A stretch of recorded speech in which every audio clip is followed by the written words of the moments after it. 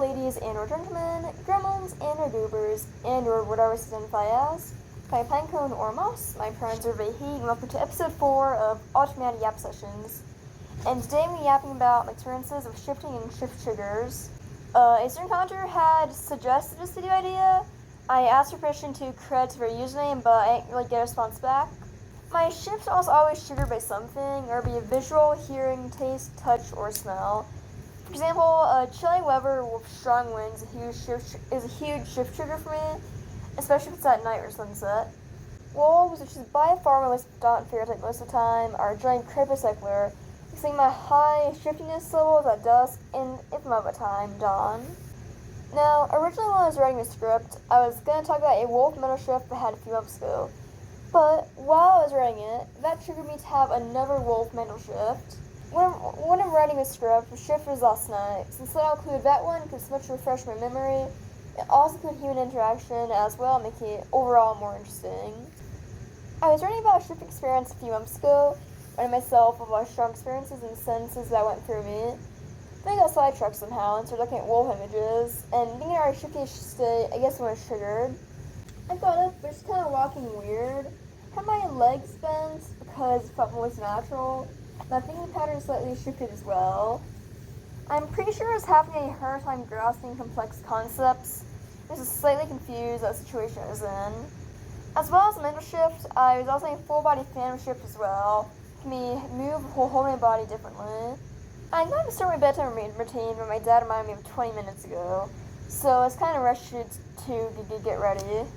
But of course, it's challenging to do basic human tasks when you're a wolf. Placing my paws on surfaces, leaning more my body weight towards them. I wasn't making a joke because I wasn't really walking like a human either. I was maybe like a wolf in a humanoid shaped form because that's what I am and what I especially felt like at the time. Now, just to clarify, I'm constantly non-human. There is never a time when I view myself as part of humanity or part of the human race. However, mine is the ability to grasp complex concepts much like a human would, and I have human-level consciousness.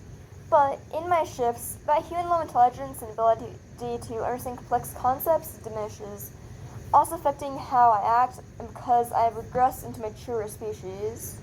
I was awkwardly walking around, trying to figure out what I'm supposed to do again. I'm back to my room to get water bottle when it's empty, so when my tissue filled up. In the living room, I saw my dad watching the show by Downton Abbey. He was talking about me earlier that evening. Curious, I ambled over. He spoke to me, something about Downton Abbey episode 1. I don't fully remember.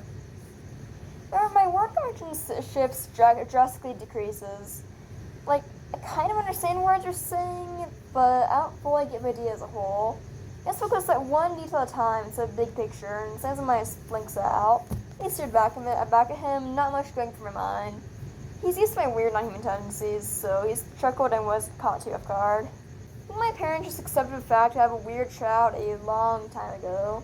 I lay down in the armrest next to him. I showed her for a while, trying to position my front legs and back legs in a way that made my joints comfortable. I didn't understand what he occasionally laughed at. I didn't understand much of humans on Downton Abbey were saying. I just observed them. Their human faces, human mannerisms, human language, except pre-written human rules that how we're supposed to behave in human society. We all seem to know by heart. I didn't understand it, and honestly, I still don't. I try my best to fit into human society. I obviously speak in human language and use human expressions. I know what's socially acceptable and what's not, how to be a decent being and be nice, but it never feels like I fully fit in with the humans. I'm just not sure if I'm humaning right. Eventually I got brush my teeth, well, try to at least. It felt weird, it always does. Now, wolf joints don't move from side to side very well. And to brush your teeth, you need to bend your front leg like this, and then go up and down. It is not at all comfortable. On top of that, I have misophonia, and lately the sound brushing teeth is so... I didn't and I don't like brushing teeth, but it had to be done. Took me a while though. After that, my dad spoke to me more, saying that taking a melatonin pill, I had to take 2. When taking one, gives all that stuff package, and I didn't like opening up a new one, due to the fact that I was shifting, and wolves don't generally open melatonin packets. I'm struggling to speak, but I had to. Speaking is hard when shifting. I got a few broken up sentences, and when I went to bed, the shift faded out. That's an example of how I usually feel and act in wolf shifts. which is by far my most common type of mental shift. Now, I've had a few awesome mental shifts, but there's not much to report them. Usually just chirp a bunch and frustrated we can't fly. I do have some occasional celebrity mental shifts, but they're all from a while ago. I'll be reading out a journal entry from one of my most interesting celebrity mental shifts. Also, time I was sleeping on a couch. Don't ask, it's a long story. Friday, August 9, 1 year and 9 succeeds of being furry, day number 261 being Precastafarian. Me and my last free brain cells had a celebrity mental shift at 2 a.m. night forward last night, where I hopped around from couch to floor while menacingly staring at and swiping at a man. In more detailed context and overly fancify, it was just the beginning of a new hour, 2 a.m., and I hadn't been able to sleep at all. It seemed less and less human as the hours slipped by. I was bored, so I got off the couch, I was loosely sleeping, put on a tail, and circled jokingly hopping around, pressing some trots and jumps back and forth in the dim glow from a moonlight window. I stopped trying to be all professional. I started frolicking around, not caring how I looked, just enjoying myself. As I jumped in place, freeing myself into air with my hind legs, throwing my land twist, and my paw from me, its veins tense, fingers curled, and seeing the family symbol drawn back of it sharply. It's really wild feeling over me. Like, I can't find any more as a human being left in me. But I never really do. Mine was not a man, but of cats, getting an odd tension to feel in my body, which I assumed to be separate instead of a cat cameo shift.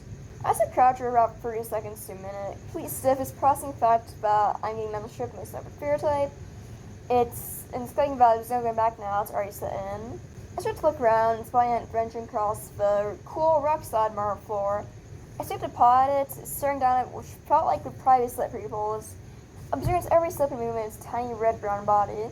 Eventually I left it alone and bound up with the couch, to the floor, to the couch again, using like my big fur beads, resorting to more laps again. I nest my body into my bedding, crouching over and looking around. About 2 minutes or so gone by, started. I want to be over, so go to sleep like a normal human acting creature that I was there 5 minutes ago, and yeah, I couldn't. I rapidly maneuvered my body into bed blankets and rest my head on my pillow, trying to unshift, and yeah, I just wasn't able to shake the feeling. After feeling all weird moving like a human into bed, 6 minutes I was spinning out of shift. So anyway, I guess that's cool. Also experience with mental shifts and how you behave, plus the thought process. Now, I think it's important to note that I full control my body in shifts, and you should too. Losing control in shifts is incredibly dangerous. We have a full video about it, perhaps interesting checking it out. As for phantom shifts, since the osprey talons in my feed, it's quite uncomfortable. Our talons are super long. Biological ospreys cannot walk as how long their talons are. Yeah, so like keeping his talons shifts at pretty inconvenient times. Like, technically I can walk, just really dang uncomfortable. There's some curled 6-inch invisible presence on ends of my toes. That's what hurts because they're legit phasing through the ground. It was so wrong, I hate walking. I suppose of it until it goes away. I often get wolf snout phantom shifts.